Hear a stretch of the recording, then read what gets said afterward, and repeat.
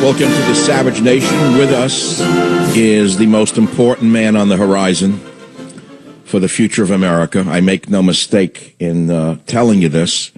I have backed Donald Trump from the beginning for one reason. He is most likely to be able to defeat Hillary Clinton and most likely to bring us back our borders, language, and culture. Without further ado, the man of the hour, Donald Trump. Welcome to the program, Mr. Trump. Thank you, Michael, and you have been amazing. But wouldn't you maybe be the most important man above me, perhaps? Powerful voice. Now I know that they've tempered you, Donald. Somebody behind the scenes is starting to temper you a little bit. You're giving me a compliment. That's a good sign. It's been amazing. What's going on has been amazing. So, Donald, tell us about how. Let me ask you this: all the polls in New York has an actual election, right? It's not like Colorado where the party apparatchiks steal elections. People actually vote as opposed to Colorado and Wyoming. Shocking. They're allowed to vote in New York. I can't believe it. How do Ted Cruz followers support a situation where the voters are cut out of the process and call themselves revolutionaries of the right? How does that work, Mr. Trump? Because it's establishment, and what happened is, they said they didn't change anything. They totally did. When I ran in June, I announced, June 16th, and in August, and they did some polls and some numbers, and they said, wow, Trump is going to do great in Colorado. So they changed it, so I couldn't do great. They went into a vote, so the bosses took it over, and that's what happened. So they said they didn't change, but they totally changed, whether it's RNC or whoever's running it. They changed, and I didn't want to waste millions of dollars sending people there 4 or 5 months early, so I just decided not to do it. And Wyoming was the same thing. It came out today that the Colorado lawmakers, I call them lawbreakers, who voted to scrap the election are Ted Cruz delegates. I'm sure you're aware of that, right?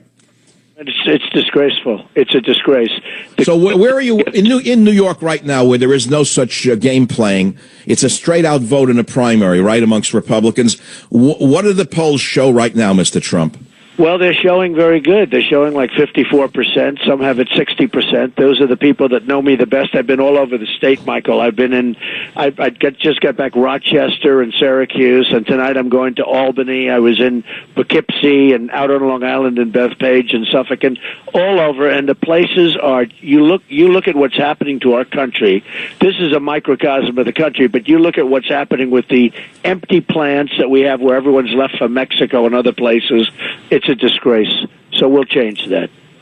Well, Donald, let's talk about income taxes. It's a big issue right now. On the Drudge Report, 45% of Americans pay no federal income tax. What is your tax plan? Is there a short version of it that we can hear about on the Savage Nation today? My tax plan brings taxes way down. First of all, it simplifies just to 4 groups instead of having 7. And, they have so many different groups and with all of the things involved. Everybody needs to go out and hire CPAs from Washington or the whole thing is crazy, lawyers. My plan simplifies it and cuts the taxes tremendously for the middle class and also cuts the taxes for businesses so businesses can compete. They can't even compete now, Michael. And right. If you look at taxes in this country, we're the highest taxed nation in the world. My tax proposal cuts them far lower than anybody else, and it's going to reignite the country to start working again. It is do you know that in Russia and China there is no inheritance tax, Mr. Trump? I'm sure you're aware of that. Well, I've heard that, but they have other problems. Well, no, I understand that, but what an incentive it would be in America if we could eliminate such an onerous tax on money that was already taxed. It's crazy. What if I work all my life and I have a family farm and I want to leave it to my grandchildren and I give it to the grandchild and it's worth $1 million and she has to pay $500,000 in taxes and she doesn't have it and she has to sell the farm in order to instead of inheriting it? That doesn't sound too fair to me. But let's move on to the next topic, which is not only that, but the trade war against China. So everyone's saying, oh, Donald Trump's idea of a trade war with China. I don't see it as a trade war. You called for a common sense set of tariffs, which I've called for in 3 of my last books. Why is that a trade war? First of all, it's not a trade war. By the way, getting back to your other, though, just for a second, it's called the death tax, which is really what it is, and it's double taxation. Some people could say it's triple taxation, but it is absolutely killing people that have farms and other businesses. They leave them to their children, and the children have to sell their business, oftentimes at a tremendous discount in order to pay the tax. As far as China is concerned, Michael, they are very upset with me because I'm the first one that said that China is ripping off the United States, and they actually issued a release from the Chinese government, the highest officials, saying that Donald Trump is wrong. Well, the fact is we are in a trade war already. The trade war is lost by us because China charges tremendous tax and makes it impossible practically for our companies to go into China. But we open up our borders to China and their stuff pours in and we charge them no tax. So it isn't. And by the way, we have a trade deficit with China of $505 billion. So we are not in a war. We've lost the war to China. But you're saying, but if you put on tariffs, they're certainly not going to stop selling to us. What they're going to do is grumble about it and pay the tax very happily, wouldn't they? Because they need the market here. Happen, number one. Number two, we're going to start creating jobs in our country because they got there because they devalued their currency. That's how they got there, and that's why nobody's making anything in our country anymore. So they devalued their currency. That's how they got there in the first place, which in theory is virtually illegal and certainly morally illegal. They're not supposed to be doing it. They do it every chance they get. And I don't know, I hope you saw it, but I was very proud of it, where the Chinese government issued a statement about Trump yesterday, and they actually say that we're the ones that are breaking the rules and regulations, and it's not. They charge tax to go over there, and they make it impossible practically for our companies to compete and to go over to China. And absolutely. Frankly, we lose so much money dealing with China, we have no choice but to do what we have to do, and the politicians aren't smart enough to realize it. Donald, in my last book, Government Zero, I made a mention of the fact that we need to elect someone to run America like a business, not an empire. And so you have a lot of people saying, well, what? Donald Trump's only a businessman. We don't need a businessman. Why don't we need a businessman? Isn't that the essence of the popularity of your campaign?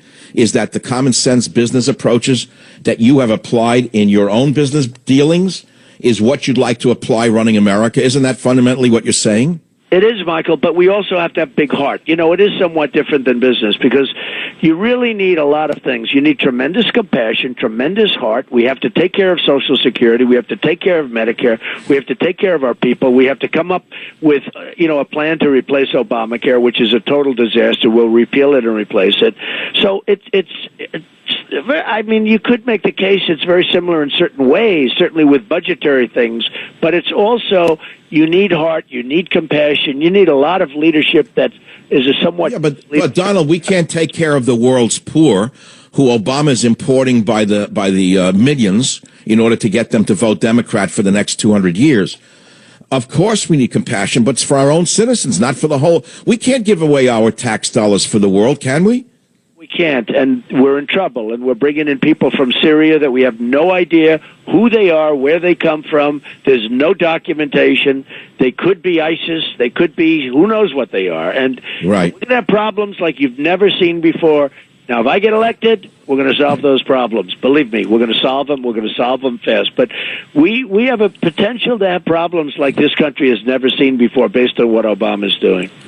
Donald, Hillary Clinton has gotten very vicious about you recently. She called you a cancer. And yet I very rarely hear you say anything negative about her. Why is that? Well, I've really held my fire a little bit till I get rid of the final two, but I've started hitting her now. 2 months ago I hit her very hard, and she went way down in the polls after that, and then Bernie got all the credit, which is fine, and, obviously he's winning almost every week. I don't even know how she can win. The guy is beating her every week, and I'm no fan of his, that I can tell you. No, but I hit her very hard in speeches. I'm going up to Buffalo in a half hour. I'm leaving, and we're going to have over 20,000 people in Buffalo, and I hit her very, very hard all throughout New York State. Look, she's a disaster. In fact, I call her Crooked Hillary. She's crooked, but I call her Crooked Hillary, and she's been hit very, very hard, actually. But, Donald, you look at a city like Buffalo, you look at some of the old factory towns in New York. Many of them were, of course, hit, a long time ago. But when Bill and Hillary Clinton were running America, Mr. Trump, it was they, through NAFTA and the other trade deals that were totally lopsided, that permitted China to come in here and move whole factories to China. That's how they rebuilt their nation, was with American factories. They took factories out of Schenectady, out of Buffalo, out of Ohio, out of Illinois. They took them out of the small towns. They bought every lathe, every piece of equipment, and they moved them to China. And from there, they rebuilt their entire nation. but it was Hillary Clinton who did it. She was the co-president while her husband was busy doing other things in the Oval Office. Yeah, well, that's true. But NAFTA is what has absolutely decimated the country. I've been all over the country, and I look at factories. You go up to New England. It was unbelievable, some of the things I've seen up there. And when I left Syracuse, and when I left Rochester just a few days ago, and when I leave these places, and now I'm going up to Buffalo tonight, what NAFTA has done to this country is a disgrace, and that's a Clinton baby. And it will be so loud and so clear during this process. And we're going to win. We're going to beat Hillary. I'm the only one that's going to beat Hillary. I think I can win New York against Hillary. Look how well I'm doing. Now, we have to see. The people tomorrow, Michael, have to get out and vote. But I think we have a good chance to beat Hillary in New York. That would be a whole game changer. Well, I hope so. And I know that you're heard on this station, on WABC and surrounding stations in an enormous amount. Before you go, Donald, here's a personal question. I've been attacked for the 22 years I've been in radio for being too patriotic. They call me every name under the sun. Fascist, Nazi, you name it. You've seen it all. I want to know how you managed to keep your own counsel in the face of all the insults and all those who were trying to tear you down, including those inside the Republican Party themselves. What do you use to maintain your inner strength? Well, it's such a great question, but, I have 2 million, more than 2 million votes more than Cruz. Lion Ted, I call him Lion Ted because I've never seen anybody lie so much. But I have 2 million votes more than Cruz, who, by the way, came up with New York values, and he hates New York. I mean, you can see that, by the anger.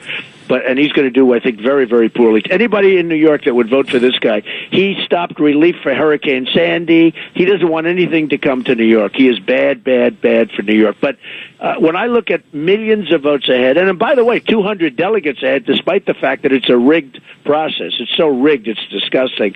But I think that's what keeps me going and keeps me enjoying what I'm doing, frankly. So you're saying winning is everything to you. In other words, winning to you is enough reason to keep fighting. In other words, you don't care what the enemy is saying. All you care about is the results.